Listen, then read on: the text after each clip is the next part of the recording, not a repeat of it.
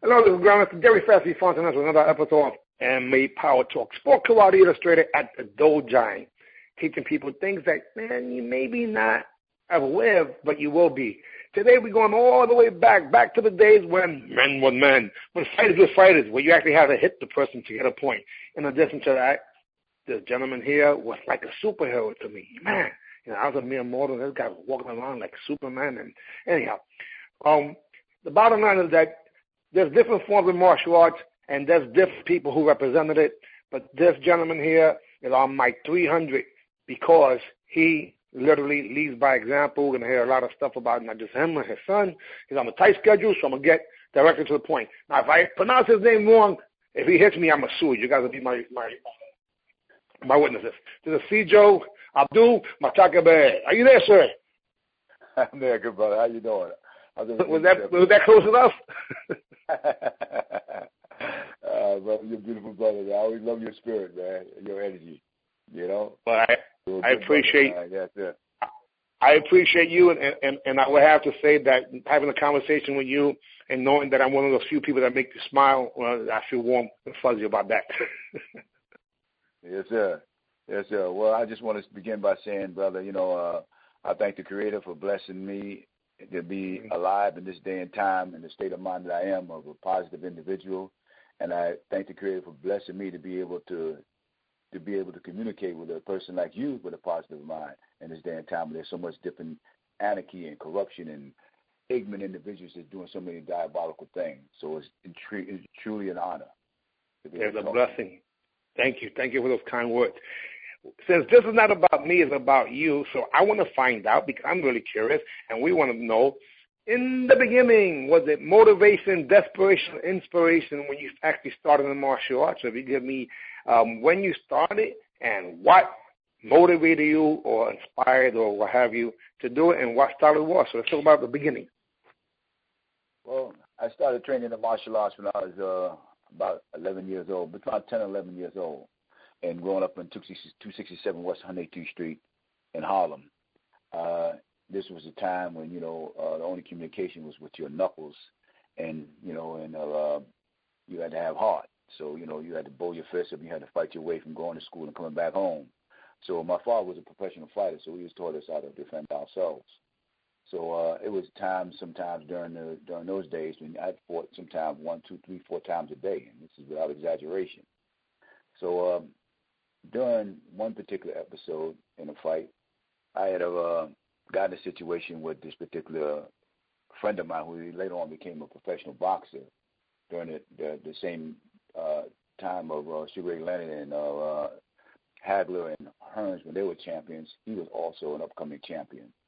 And me and this guy, we grew up and we fought that particular day, and he kind of got a blowing a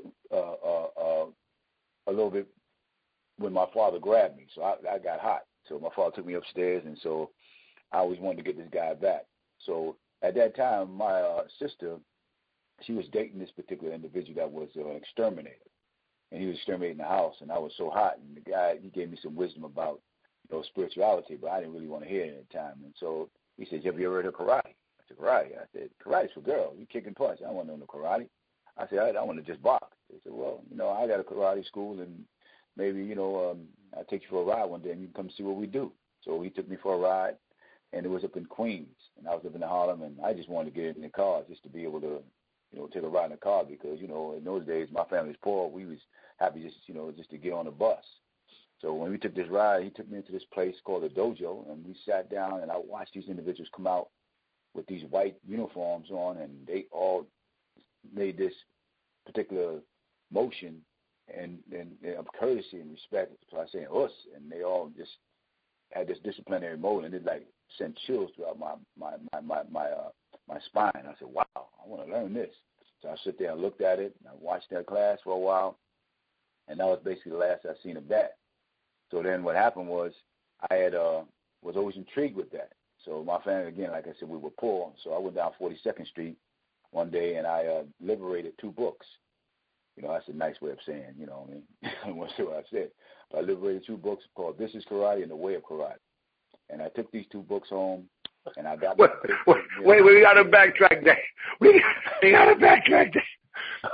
He was so hungry for the knowledge that he had to do a magical act. And then let me just interject for a second, only because we want to make sure that we at least dot some I's and cross some T's. So I didn't know you was originally from Harlem. I'm from Spanish Harlem. I'm from an I-19 between 2nd and 3rd. Renegade of Harlem, you know. So that's where I'm from originally. And then we moved up to a better neighborhood called the South Bronx. But so who is this person? You got me intrigued. You got this cliffhanger. You went to this karate school. Whose school was it? Do you remember? No, I don't remember because I was too young at the time. I don't remember his name. You know what I mean? I wish I did. I seen him one time in a tournament at a long time ago at one of the great masters that passed. I forgot that particular person's name too that passed. I think it was. Wow. I think it was what was his name? An individual in Philadelphia.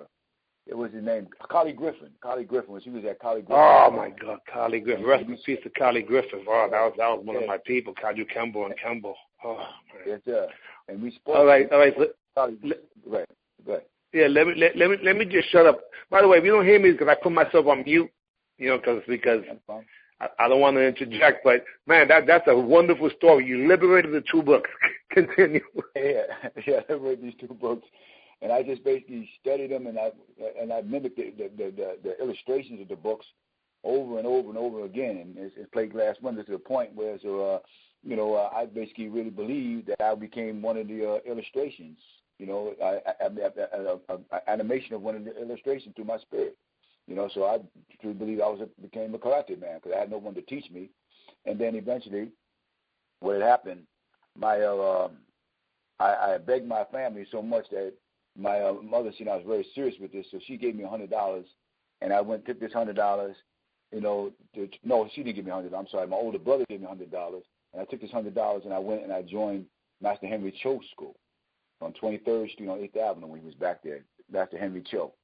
So I trained with Julio LaSalle and those guys way back then. I was still about 14 years old, and I only could stay for 1 month. So I just remembered everything he taught me and studied from these 2 books and so forth. And then eventually I used to go to my clubhouse and where all my friends was, and I used to lock the door and tell them, well, everybody want to get out, they got to fight their way out. So I wanted to try to see if this stuff really worked. So I used to do my martial arts with my friends to the point where they got so sick of me that they started getting guys that really knew how to fight in the martial arts and so forth to basically come challenge me.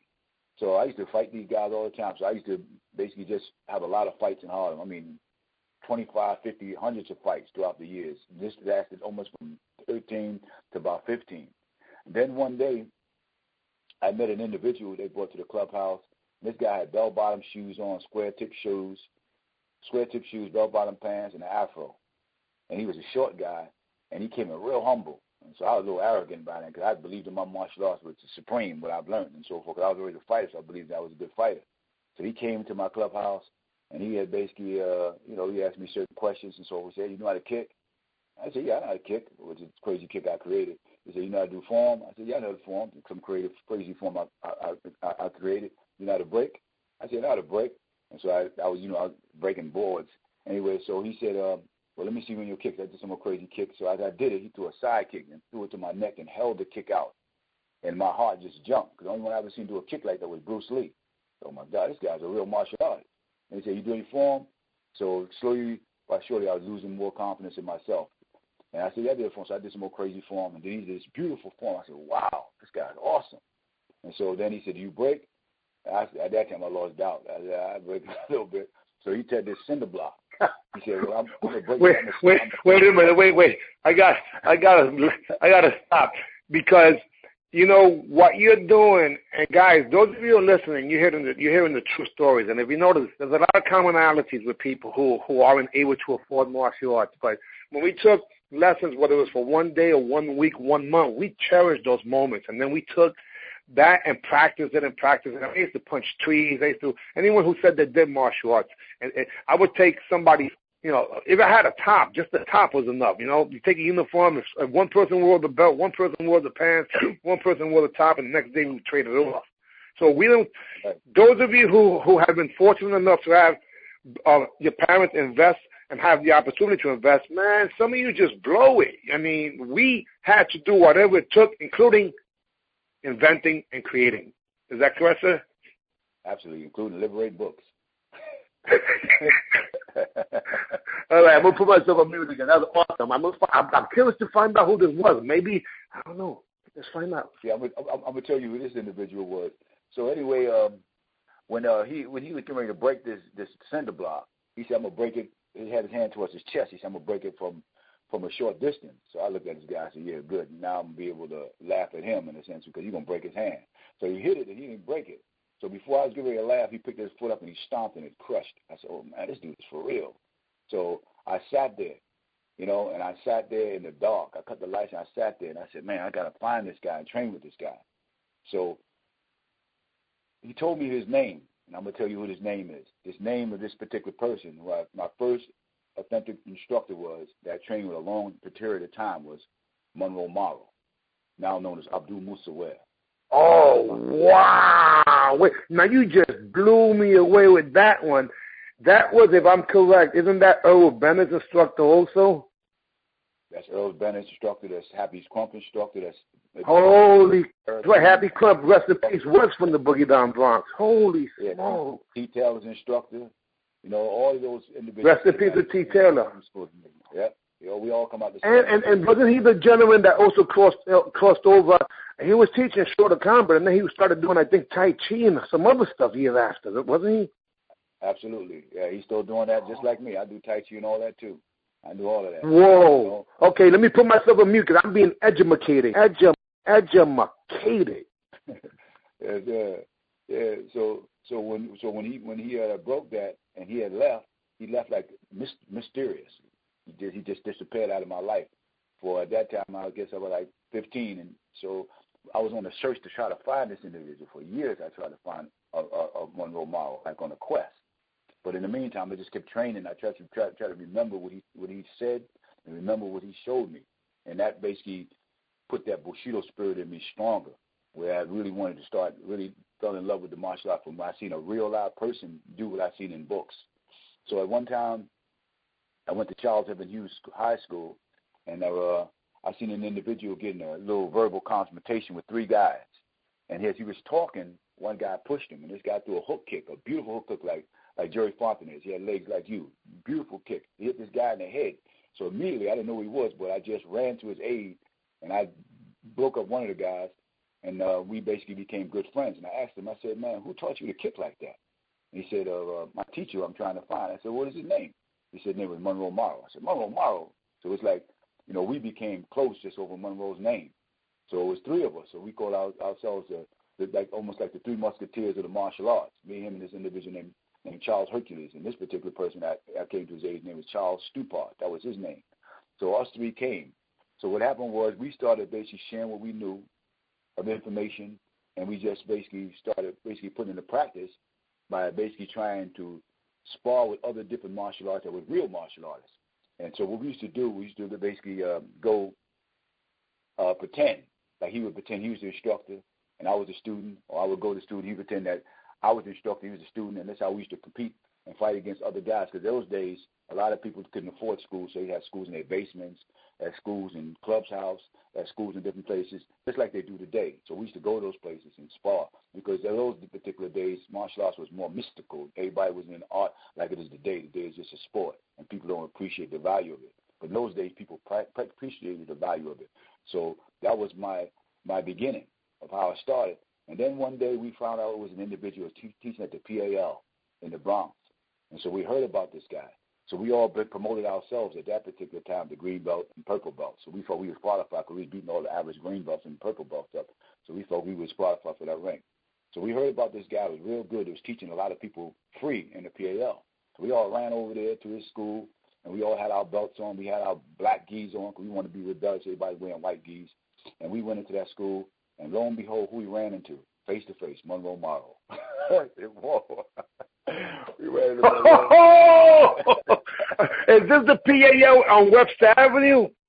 That's the PAL on Webster Avenue. Holy smokes. Now, you are blowing me away here. And by the way, your ability to tell stories are phenomenal. It's a movie. I'm going through the scenes, and you got me as a cliffhanger, man. I love it, sir. I appreciate that. Thank you for that. Oh, my God. So my role model was teaching the PAL, and this is a gentleman who literally has never been given 1/1000th of a percent of credit for the impact that he has done in the martial arts. And there's no way in life I'm not.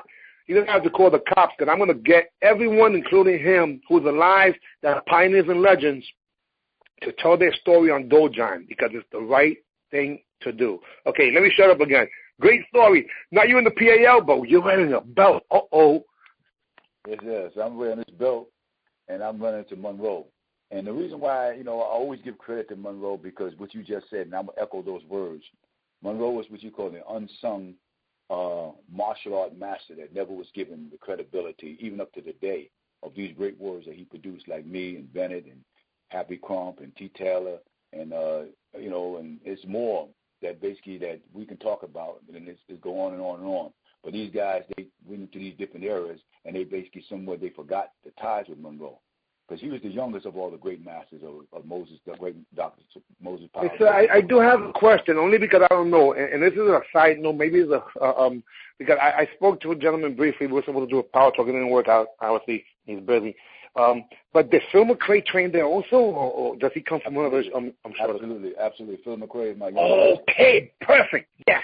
Okay. Yeah, I taught me and Ben taught Phil McRae how to fight and everything. Matter of fact, wow. I'm the senior of all of them.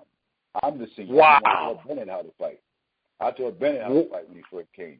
Bennett came off a boat from Jamaica and lived with my family for 7 years. You see? Whoa!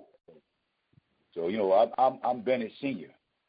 Wow! You heard it here first, baby. See, this is the thing most people think about, and obviously we're gonna get to, because this is a superhero story, no doubt about it. Because I knew some of what you're mentioning, but it was more like a rumor, because obviously by the time I get onto the scene coming from Taekwondo, your guys were swarming. It's a whole different monster, But before that, okay, so now you're the PAL. I'm curious to find out what he does about that belt.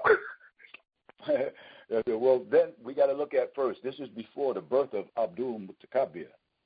The story I'm telling you is before the birth of Abdul Mutakabbir. This is when I was known as Barry Savage Jackson. I was known as Barry Savage Jackson during those days. All right, hopefully we have, the statute of limitations have passed, because that sounds like a dangerous dude from Harlem with the middle name of Savage. Yeah, and that name Savage was given to me by Monroe, because I fought like a savage. You see, these were the days I come up with Fred Miller and Hawk Frazier and those great warriors and so forth. And you know what I'm saying? And Monroe used to bring those guys. Well, I'm skipping time frame, but let me go back to PAL. So anyway, with PAL, so me and Charles and the other Charles, we go in PAL, and we went face to face with Monroe. And we looked at Monroe, and our whole tail became between our legs. Our spirit just dropped, because he looked at our ranks. The first thing, he didn't look at our eyes, he looked at our ranks. He said, "Oh, so you guys are green belts?" It was baffling. And he said, "Well, listen, if y'all want to train, that's fine, but y'all got to take your ranks off." We said, "No problem." And so he gave us 3 white belts. He put us all the way at the end of the line. And so we trained. And he trained us so hard that, and my heart and my lungs was coming out of my mouth. I was so depleted of energy when I left that class. And so what happened? We went and bought us some white gis, and we trained with Monroe at the time. We were the last of the 3 out of about 50 to maybe more of his students, the last. But we trained so hard, within a month time, we was on that first line. That first line with Lamont Thornton was on that first line also, because that's one of Monroe's 2 students. If people don't know that, Lamont Thornton. Okay, and so hold up, wait a minute. So I'm over here thinking we're gonna do this, nice little talk with my man who I looked up to so much, and he's dropping bombs and jewels and talking about lions and tigers and bears. Oh my, you're killing it, man! I loved it, and this is upsetting to me personally. I should know of that particular history. It's not written. It's not documented, but we're going to get this thing rolling. It's only the right thing to do. Thank you very much. Keep it moving, sir. So at that time, so we just kept training to eventually we became, right next to Lamont as his next top three. But Lamont was always my senior because he was always a green belt when I was a white belt. So eventually what happened, a lot of the guys fell off, and we got to start getting new guys in because Monroe used to train us so hard. So then we had met an individual that came in. He came with some high water pants and so forth, and he came up with like a short jacket, and I knew he was from Harlem, but I didn't know anything about Jamaicans during that time, so I didn't know who the hell he was. So he came in, and I spoke to him. He was a real nice brother, but I felt a sense of spirit, a vicious spirit in him, and I felt a very strong discipline in him. So I befriended myself with him, and we became close. And that particular individual was Earl Bennett. So Earl Bennett, me and him became close. And I seen he was very strong and very, very determined. And so eventually what happened, Bennett grew in the ranks quick.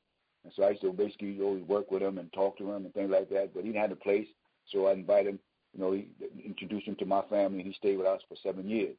And so as he stayed with us, eventually, we had basically went back and forth, trained with Monroe, and to the point where we started staying in Monroe School. We lived in the side of the school at the Dynamic Karate Studio. That's what it was called on Sherman Avenue, on 61st Street on Sherman Avenue, where Julia LaSalle used to teach us boxing.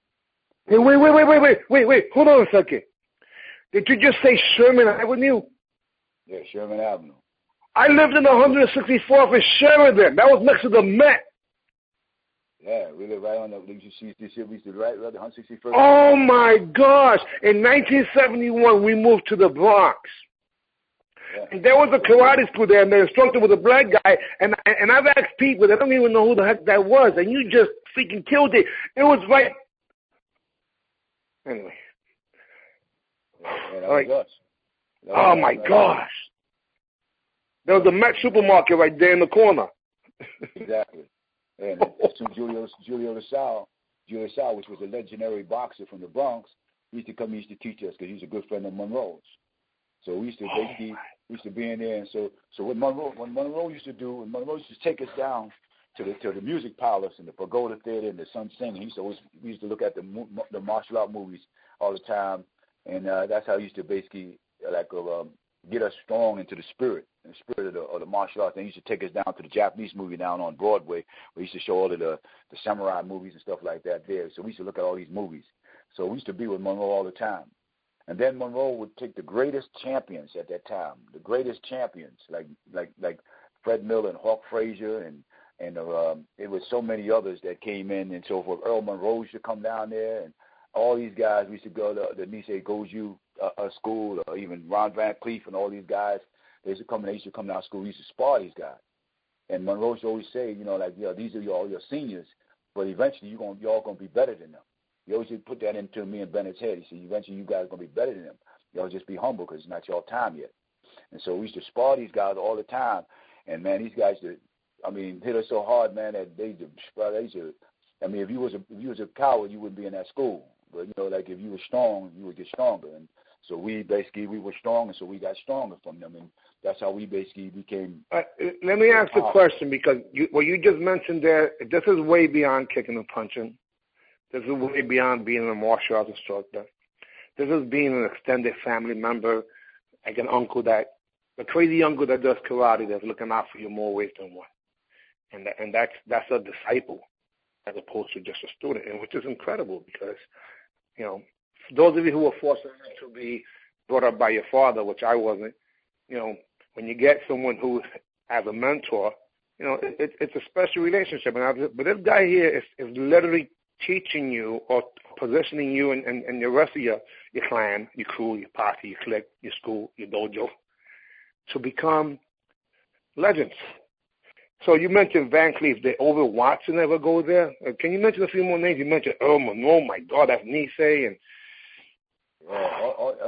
we used to fight all of the great warrior schools. I call them the great warrior schools. The Nisei Goju, the Harlem Goju, back in the days. With so many Tong dojos. Dr. Supreme Master and Dr. Moses Powell. We didn't really fight too many of his students because they were more jiu-jitsu type clan people, which I really never believed in at that time, because I was taught you can't fight, and but Little John was producing it. Little John was showing that thing worked. Yeah, that's the point I was getting ready to get to. Until there was one legend that came out of that school. Actually, it was more than one. There was two few of them came out there because the Grandmaster Lumumba, he was also a great legend that came out, and also Grandmaster Jeffrey. Those are the only three I knew as great fighters that really came out of the Sanuka school that was really powerful during those days. But Lil John really put the school on the map for us fighting. But Lil John was basically going back and forth from Tong Dojo and Sanuka. Okay. He was going back and forth. That's why the VSK came. That's where the Kumute Ryu came, because he was basically working with both, with the Supreme Grandmaster Moses Powell and Supreme Grandmaster George Cofield and Supreme Grandmaster Thomas the Puppet.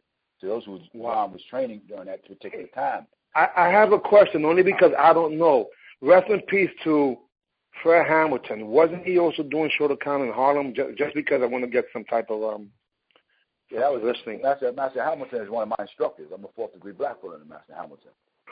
I was a 4th degree black belt in Master Hamilton, as I was a 4th degree black belt under Abdul Musawir, which is Monroe model. So I trained basically both of them. But you know what I'm saying? But see, I trained the Yomokwan system too. The Yomokwan system, which came from Minkyu Pai, which is Monroe's. I'm gonna use the word Abdul Musawir because that's his name now. That was his instructor. So I started training with him, his instructor. You see? So me and Bennett became two different type of black belts under Monroe because he was teaching two different styles. People don't know that back in those days. He was teaching Yomokwan and he was teaching Shotokan. He never taught me Shotokan. He taught me Yomokwan. You see? He taught me the Yomokwan system, which is a Korean-Japanese system. And he taught pure Shotokan to Bennett. That's incredible. That's incredible because today they call it mixed martial arts, but martial arts has always been combined. That's just a sport that they call mixed martial arts. But that, you know what? And again, just because I fancy myself as a martial arts historian, I just had a conversation just before you with a guy named John the Tividat. And, you know, that was one of Chuck Norris' top fighters of all time, you know. And these are the people that I promised to bring. I'm going coast to coast because there's no separation of styles or close to me. You know, I've always been, as you know, a person that represented New York, but I go anywhere in the world doing that. So I want to make sure that my elders and so-called, you know, pioneers and legends get their due process. But I want people to hear it from them. So you're dropping some major bombs over here, and I'm going to put myself on mute again because, my gosh, you're doing a phenomenal job. You don't need me. Well, you know, it's like this, you know, like we all got a story to tell, you know, and it's just that basically we just need a platform to tell it. And see, you know, the Creator's going to bless you because you're applying a platform, because this is information that's what is going to heal this martial nation, the martial art nation, because that's all we are. We are one nation, you know what I'm saying, whether we're from the east, the west, the north, or the south. You know, we're all doing the same thing, which is really supposed to teach the discipline and the science of life skills, not just martial skills, life skills. You see, because the highest form of martial arts is spiritual, the lower part is physical. And this is where we got to go, because this is why we always say each one teach one, each one reach one, because we got to teach each other so we can reach each other, take each other out of the ignorant state that we're in, so we can get past this savage type of mentality we got and come into a more refined human mentality. You see, that's what I'm about. That's where the birth of Mutakabbir, the peaceful warrior, came from. That's the real deal. And you know, just for the heck of it, since you guys know that I was brought up with the hip hop culture too. You know, Bambaataa did the same thing with the Zulu Nation when he was breaking down knowledge, peace, equality, and a whole bunch of stuff. He schooled us on what was supposed to be values of the family and respect and everything in there. So, pretty incredible, sir. Yes, sir. I'm going to have to ask you a question because this is obviously not going to be a one-time shot here because you've got so much information. If it's possible to continue on that route, I'm being cognizant of the time because I know that you're on a really, really tight schedule. But can you continue there and maybe stop at what became at least the beginning of Swam? Because right now you got me in this whole, I wish I had popcorn, you know. But so let me shut up and hear it. Let me try to summarize things real quick, how and move it up round it forward how we came into Abdul Mutakabbir from Barry Jackson. See, Barry Jackson, like I said, that was during the time of Monroe and Bennett. During those times. And so eventually what happened was those were the times when I used to fight at Sunnyside Gardens, what we call the arena of death, or the arena of hurt, the arena of pain, because they used to keep 4 or 5 ambulances in the back of everybody getting their ribs broke, their nose broke, or something that was getting broken every week. Somebody's getting carried out there in the back on the ambulance. You see? So these were the times when the Kareem Abdul School was known as KA system and all these other great systems, and they used to put almost 10, 15, 20 fighters in one tournament. And all these guys was gunners. They were vicious fighters. And it was only the time when we was coming up in Monroe School, it was only 3 or 4 of us because we didn't have a lot of students, just me and Bennett, T. Taylor, and Byron Clark, and Monroe. Maybe us 4, us 5. So that's how we fought. But, I always had to fight in the heavyweight because I was basically the tallest or the heaviest of the 3, but I was really a lightweight. So basically, what happened was that's how we got our reputation strong. In those days, you didn't fight 2 guys to make it to the finals. You almost fight damn near 20 guys to make it to the final because when you lined up side to side, when you look behind you, it was damn near 15, 20 guys behind you. And so you had to, in reality, you had to go through at least 8 of those guys to basically get to the finals. And once you get to the finals and so forth, that's when the fight really started. So then that was one tournament, but then the next day you go fight again. So that was Saturday and Sunday, every day, every weekend. We were fighting like that. You know what I mean? So, fighting was basically in those days was in your blood. So, even the East Coast, even the West Coast fighters thought we were crazy because all we did was just put tape on our knuckles and so forth. And in those days, Moses Powell and George Corfield and those guys said, listen, they'd check your mouth and check your groin and said, man, make sure you didn't have a mouthpiece. Make sure you didn't have a groin cup. Because they say you don't wear those things because in reality you wouldn't wear those things. You had to learn to fight without those things. You see? So that was the beginning of the East Coast way of fighting, and you didn't move around like with finesseful like Jerry did, and move around finesseful like Mutakabbir did. You didn't move like that. You did you fought in I call it square stance or tank stance. You dug deep, and you just like the Japanese sword, dug deep and rooted yourself. And it was only thing that basically was throwing with the front kick, round kick, or Morashigari. That was the round kick or a reverse punch or a lunge punch. That was it, or backhand. So, those were the things how we fought in those days. A little space, and it was just like, boom, whoever got off first, just like that sword. And you had to show heart because you had such great judges. I mean, imagine you having Moses Powell, your Chief Simba, and you have Master Hamilton in one corner, George Cofield in another corner, Thomas Pup in another corner, Major Wallace in another corner. Imagine that. All these great supreme masters, every time they judging you, fighting, you stand and you got to fight. You see, so that's how it was when I came up. Even Grandmaster Aaron Banks was so hardcore, man. That guy was crazy, man. I loved him because he was the same way. Aaron Banks had no choice, basically, being around that type of energy. He had no other choice. He had to have that. He had to be crazy to be around that type of energy. And I commemorate him for the Oriental world of self-defense because it wasn't for him. Again, there would have been no platform for the East Coast of martial arts to be seen. You see, it would have been no platform.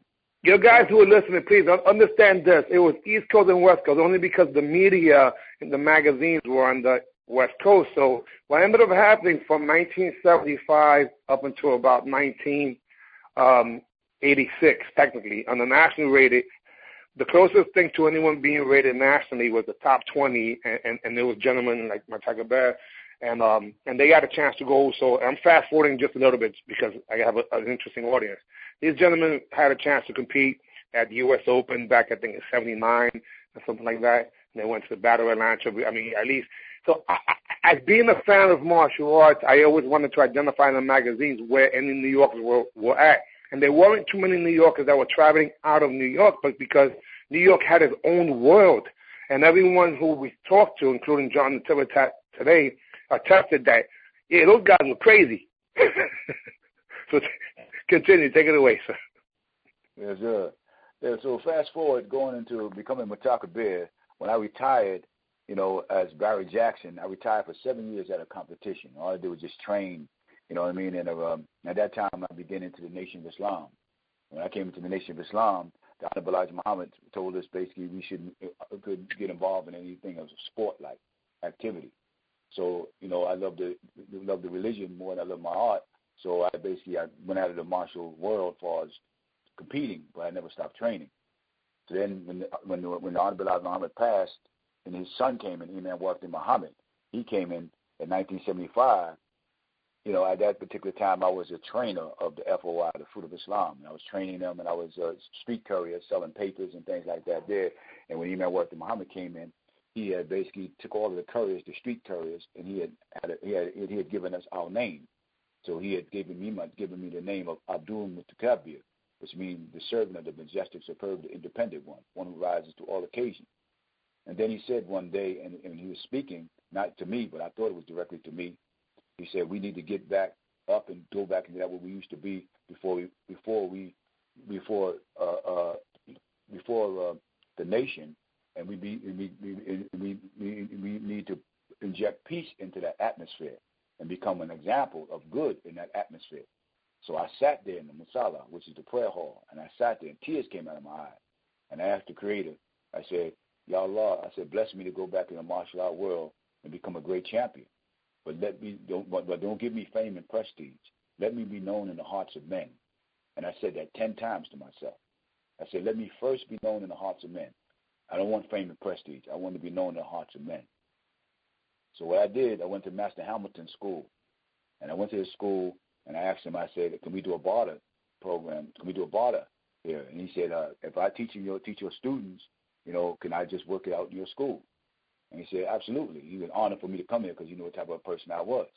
So he had a magazine that was right by his window. And I picked the magazine up and I looked at it, the Karate Illustrated. And I seen in the magazine that Earl Bennett, #1, all these other fighters, #2, 3, 4, all these great warriors. And so I looked at the magazine. I said to Master Hamilton, I said, within 1 year time from here, I'm going to be known as the second best fighter in New York. And he looked at me and laughed at me. And he said, why not #1? I said, because I'll never fight my brother, Earl Bennett. So he said, and so he was on the phone. I was banging the bag one day, hitting the bag, and him and Grandmaster Ed Bowles was talking. And he said, I got one of the guys here, Abdul Mutakabbir. The Ninja Turtles, baby, the Ninja Turtle system. Yep, the Ninja Ed Bowles and those guys. And so he was talking about me, and he was cracking smiles about me. They were like, shit, you don't know how these guys are vicious and stuff like that. So I started hitting the bag harder when I listened. It just infuriated me more. And so what happened was, I used to teach his students. And so then what he did was that one day I saw him. He called me on a Sunday, and he had all his fighters with him in his car. And he said, listen, I'm going to go to the tournament today. You need to go to this tournament and get involved in this tournament. I said, I'm not ready yet. I still need about another couple of months. He said, well, you want to be a fighter? You want to prove yourself? Go in this tournament. So, I'm the type of guy, you touch my ego. I'm like, that's a warrior in me. Like, I was always a fighter, I said, all right, well, no problem. He said, yeah, well, you got to drive your own car. I had to drive my own car. So I had a raggedy car. So I drove that car all the way up to Washington to, I forgot the brother that used to give the tournaments all the time. What's his name? I forgot his name, but you know him. Robert Everhart. Rest in peace to him. It had to be that. Everhart. That's his name, Everhart. There you go, baby. I'm glad I was right. Yep. Whatever. So we went all the way to Everhart's tournament. So when I get into the door, show you how Grandmaster Hamilton is. He's like a martial art bully. So that guy, as soon as I get into the door to do the application, he told all the black belts, everybody, he said, I don't know why you're filling out these applications. There's only one grand champion here, and that's him right there. Put me on the spot. And I'm the only one from New York, and I got my kufi on. You know what I mean? That's your prayer cap. And man, and all them guys looked at me up and down like, who the hell is this guy? And my heart was jumping like my heart, boom, boom, boom, boom, beating like a rabbit. I said, these guys would have killed me, man, because I wasn't psychologically ready yet. So anyway, I signed this application, and I goes in the Kung Fu division. And I compete against Christian. What's her name? Christian. I forgot her name. Christian. The European girl that was real good. Christian Lock or whatever. Cynthia Rothrock. Cynthia Rothrock, yeah, and Dennis Brown and Tyrus Giselle and all these guys, and I wound up. Legends, all of them. Yeah. I took 3rd place in that. Then I went into weapons. I took 2nd place, and then it came to fighting. Full story. I'm gonna tell you right now how I first started fighting as Abdul Mutakabbir. So what happened was they called me up. They said, Abdul Mutakabbir, whatever your name is, just come on down. So I came up. I came up and I had my kufi on. So they had this guy who was way up in the bleachers. The bleachers that make them loud noise. So this guy had like goggles on, and this guy name was Larry Holmes. And the fighter, and that was during the time Larry Holmes, the fighter, was the champion. So this guy was simply these pretty girls just sitting up there. And I was like, everybody looked at me like, man, who the hell is this guy? I was all by myself. I had nobody with me. I'm just by myself. Me and Master Hamilton, a few of his guys, but this guy wasn't around me. So I'm by myself, So this guy came down from the bleachers and said, Larry Holmes and Abdul.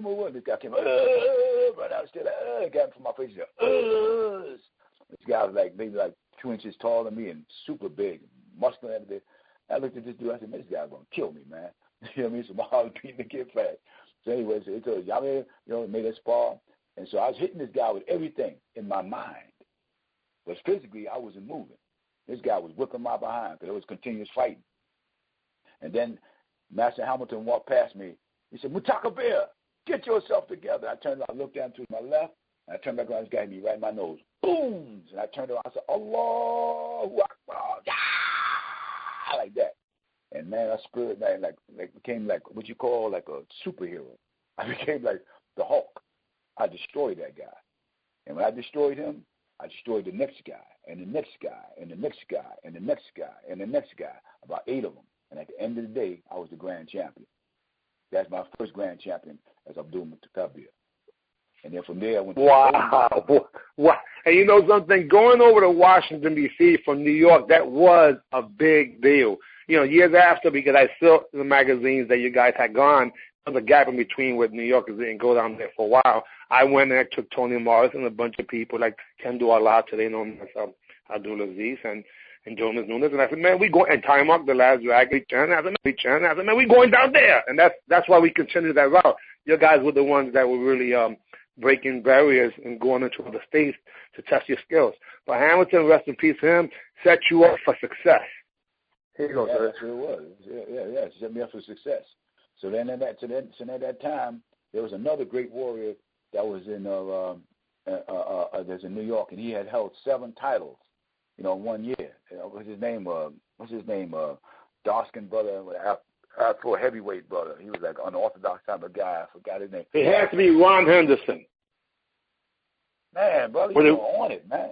No, because let me tell you something. You got to understand this. And again, the reason why Ron Henderson sticks out is because he's the first person to fight in modern style techniques. He dropped his hands. He'll be at a distance. He looked like a black bozo. His hair was down. His belly was fat. And like Louis Ruiz instructor. But this guy could be. I seen him fight against Ramon Smith, PAL when Lamar Thornton and King Valencia threw a tournament, and Michael Smith was there, Speedy Wilson was there, all these rated guys were there, and this freaking old man beat everybody.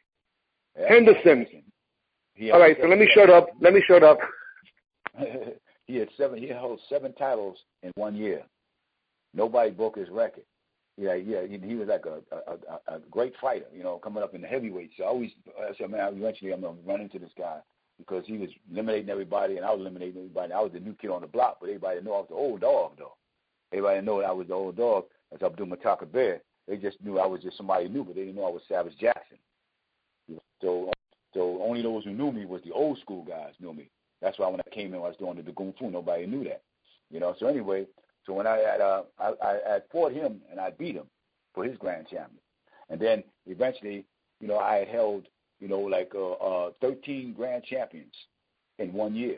I held 13 grand championships in 1 year, and then I fought my greatest, most prestigious grand championship that I love. It's called the Yin Yee's Cup. And the reason why I love the Yin Yee's Cup is because, I was able to defeat some great fighters in that particular cup for that. And that was like one of the most ones that stand out was Billy Blank, and Billy Blanks and, Steve Valencia and, a lot of other great warriors and so forth. But, that meant a lot to me. But it wasn't about, for me, just the fight and beating guys or guys beating me, but it was the camaraderie and it was the humbleness and the honor and how we fought with each other. You know what I mean? It was like an honor. So you look forward to fight these kind of guys. But anyway, I think I skipped the channel real quick because you asked me the question, how did I come into the Swamp? So if you want me to go back to that, I'll tell you how we got in the Swamp. Yeah, if you go back, just so that we have the real history as told by you, not as told by someone who may say it wrong. Oh yeah, yes, yeah. Well, how we got in the Swamp there was another legendary warrior that basically that was in Kung Fu, and I seen him compete, and he became a student under an individual that was very, very, very good in Kung Fu, you know. And I didn't know this guy, but eventually he knew me, and eventually we began to communicate, and we all kind of like got together, you know what I mean? And that was my brother at that time, Sheldon Wilkins. We came together, and he was training at that particular time.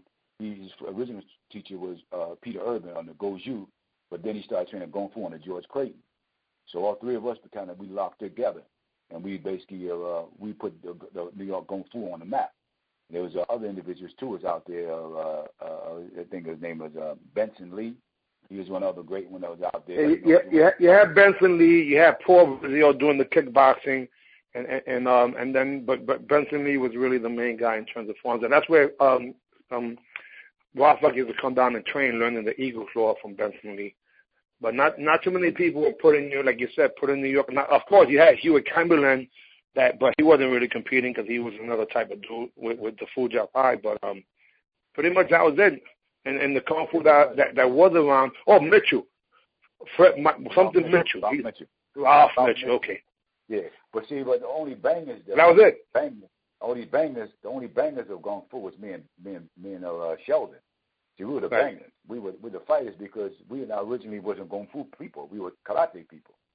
See, we were karate people doing Kung Fu, not Kung Fu people doing karate. That was the difference. See, those guys was Kung Fu people, pure Kung Fu. But I wasn't Kung Fu. You know, I was karate. I come training in karate on Monroe and, you know, and Ming Q Pai and Master Hamilton for years and years.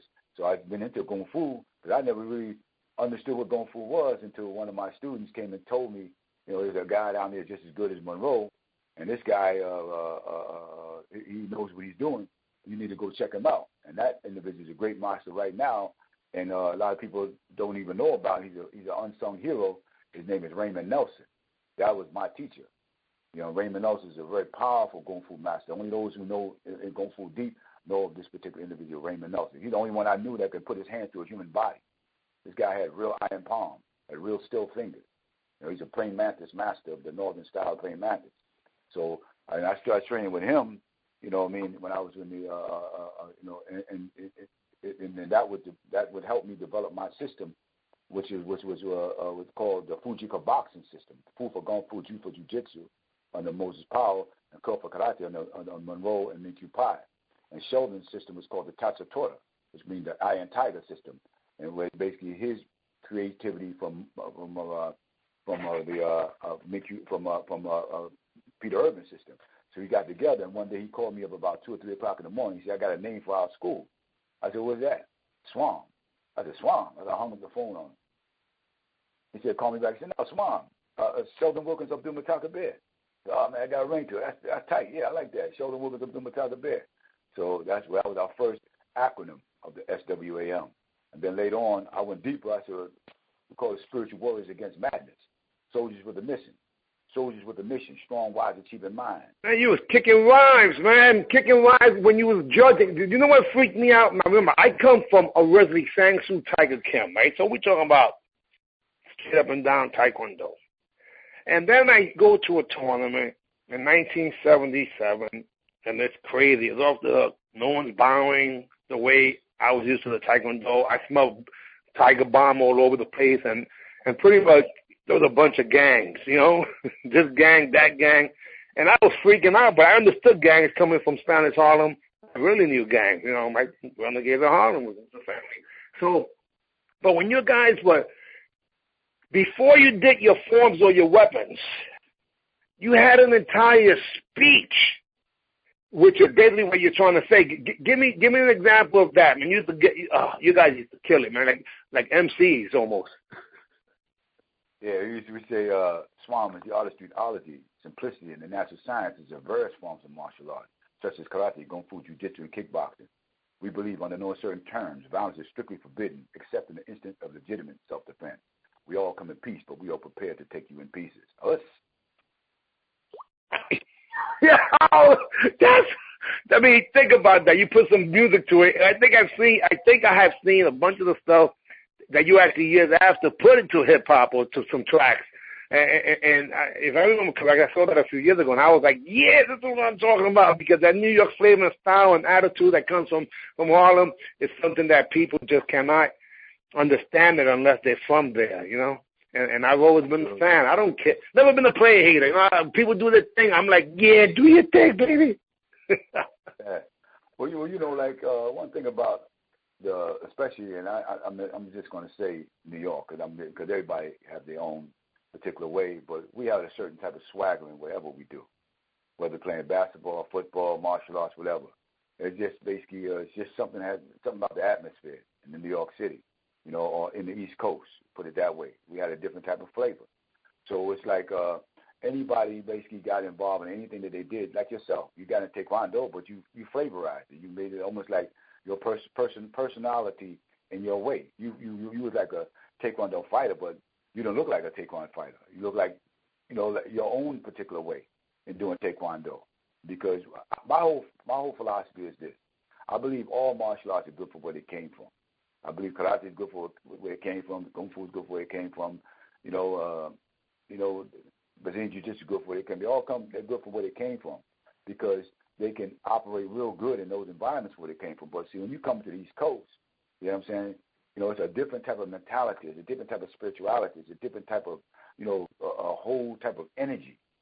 So you got to basically kind of like take the arts that you learn, and you got to almost like, you know, entrench it into your personal character and make it part of the energy of your environment. So that's where we came up with these creative styles like the K system and, you know, the Swam system and the Kung Fu Pai system and all these other systems. It's like we still study traditional art, but we put our own flavor. That's where the Sanukas came to. The Sanukas, what's I call sidewalk fighting. You know, Moses Powell, he's the first one really started dealing with what we call the brutal arts of grabbing and snatching and joint manipulation and so forth, where he put like a certain type of swagger in it. So we all had that type of finesse, you know, whether it came from, you know, Jerry Fatmanez or Abdul Mutakabbir or Abdul Musawera or Manuel Morrow or whoever. Even when we did karate, our katas were different than everybody, because the Japanese from Japan used to hear about it. They used to come in there to watch us. The Koreans would come and watch us. Everybody would come and watch us. And they would mimic us, and they would go back and basically, give us our props.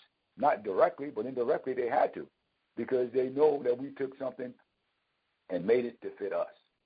And that's what the beauty about it. The only problem, the only reason why we never really evolved, I truly believe, as a martial arts family, especially in the East Coast, because we didn't have the intelligence. I'm talking about our leaders. They didn't have the intelligence to understand how to be able to, harness this power, harness this energy, and take it to the next level. You see? Yeah, it was hard to congregate them all, because everyone was in individual tribes.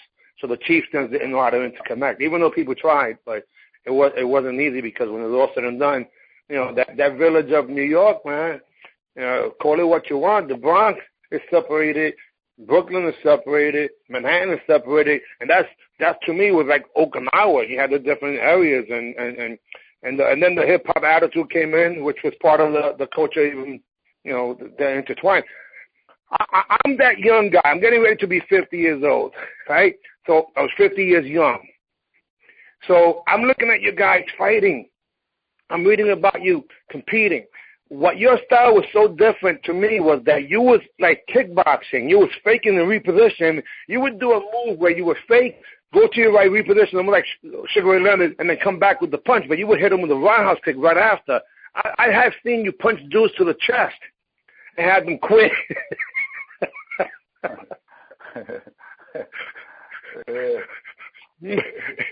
So that whole thing there, to me, it was very intimidating, and Sheldon Wilkins was very elusive, you know, but strong as hell. He had arms as freaking thick as my legs, and his legs were as thick as a cow's. You know, I mean, freaking powerful dude, and it makes sense that he came from Goju. So you guys started to add a different flow when you learn Kung Fu. And guys, listen, please understand this. When he talked about grand championships, we used to defend our titles, guys. You know, so you would win, and then the next year you would come and defend your title. So you would fight one fight afterwards, because you're the king of the hill. that doesn't exist anymore. You don't have the defending champions no more. But that was one of the things where I was fascinated because many of the tournaments that he just mentioned, I won grand champion there too. And I got a chance to defend my titles as a teenager, which is, I don't know how that happened. I was really blessed to be able to survive fighting these monsters, But let's just talk about a little transition of what happened in terms of tournaments around the 1980s, And for whatever's worth, I'm just curious. And guys, I can do this. This is my show. So he could talk about this thing because I want to find out when was the first time you seen the skinny crackhead-looking kid, the fast feet, whatever you call him, and what happened there. Well, I always admired your generation that was coming because y'all was coming right behind our generation. You and Ty Mark and Tony and those guys and so forth. And y'all like kind of stood out. You know what I mean? And y'all had a good spirit. And I always said to myself, because I seen someone, I don't know if it was you or Ty Mac, but I don't think it was you. I think it was Ty Mac. Ty Mac asked this black belt a question. It may have been Ty Mac or another, but it wasn't an individual. He's a white belt at the time. You know what I mean? Because I remember you guys came up. I seen y'all grow. I seen y'all whole transformation as y'all grow. But I remember I was on the side one day, and I seen one of the young brothers ask the black belt information, and the black belt said, "What's your rank?" And he said, "Why?" He said, "You can't talk. Something like you can't talk to me." Like kind of dissed him. And I seen the brother. It hurt his heart. So I came to him right immediately. I came to him, and I said, "Listen, brother, you can ask me any type of question you want." I said, "You can always talk to me." I said, "You my brother before any rank." I said, "You are a friend to me before. If you were my student, you would be a friend before you would be a student." So I always put that type of energy in front. I was different about us. And always. There's no question. Let me just say this. I remember being at the Oriental Wall of Self-Defense in 1976 when my instructor, Sansu Tiger Kim, rest in peace, was demonstrating. And I'm not even going to say who the person is because when I think about it, it gets me upset. But I asked someone for their autograph. I have never in my entire life asked anybody for an autograph. But I happened to be in the bathroom. And the guy said to me, "Can I even take a piss?" And my attitude as a little, I was 10 years old. I was like, man, fuck you, man. I don't give a damn. Because I was still, a kid. But it broke my heart. And you were the opposite. What you used to do was so interesting. You spoke with a soft, caring voice, but your facial expression wasn't consistent. I'm like, what the hell? He just said something nice.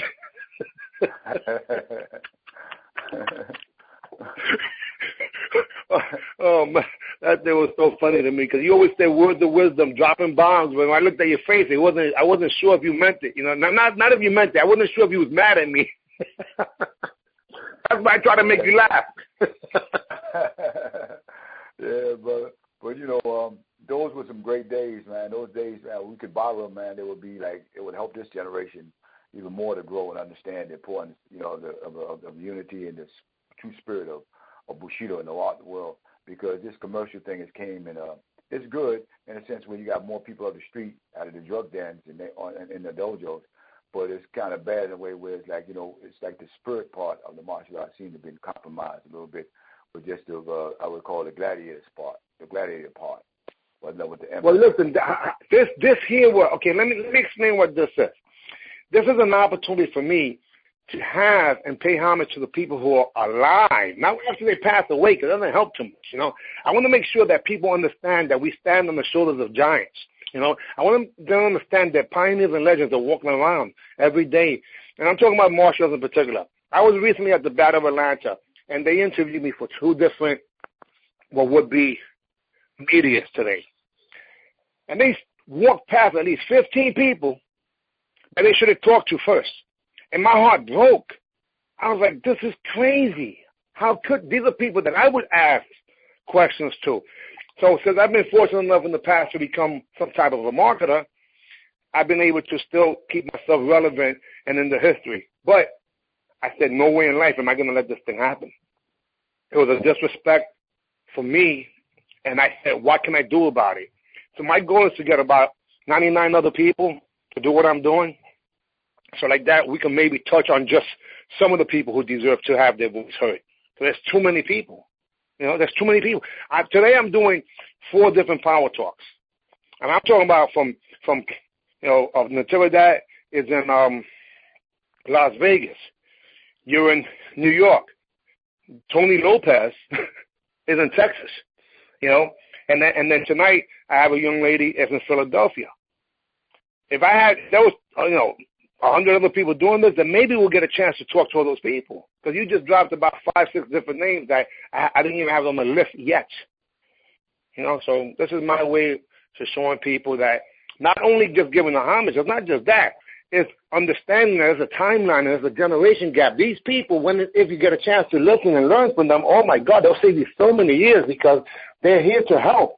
They are elders. They are brothers and sisters and cousins and so on and so forth. And we absolutely are a nation, and we are family as dysfunctional as every family. We prove it. but we really are. So what I want to do, I want to be respectful of your time. I want to ask you 2 things. Will it be possible to sometime in the future to visit you again? Because I know we only touched the tip of the iceberg. Would that be possible? Absolutely, brother. I'm with you all the way. Oh, that I appreciate. And now, and then the only other thing is, in your parting ways, in your last words, who do you want to give some credit, props, or give your shout out, to the people who you want to? Well, I would like to give a shout out to all great warriors and so forth that are doing something productive besides just kicking and punching, but being able to helping their community to be able to get rid of a lot of the blight that's in the community. The ignorance and the foolishness that's, these are the real heroes. The real heroes are those who basically go face to face with those in the community that really need and be able to assist them to be able to just make their days a little brighter. I want to give a shout out to you because the fact that you've given a platform for great warriors like me to be able to express myself and to be able to go out so other people can be able to learn from that what I express so they can be able to, to grow and be able to, perpetuate that, what they have learned from me to give to others. So it's a cycle of loving. It's a cycle of learning. It's a cycle of each one teach one, each one reach one. And that's it. That's incredible. The only other thing, sir, is this. In the famous words of Crazy Puerto Rican Bronx, sir, when I say AB, you say see ya. AB? See ya. We out of here. Sir, thank you very much. We are officially ending this conversation right now, and I have been educated, and elated that I did. Sir, from the bottom of my heart, muchas gracias.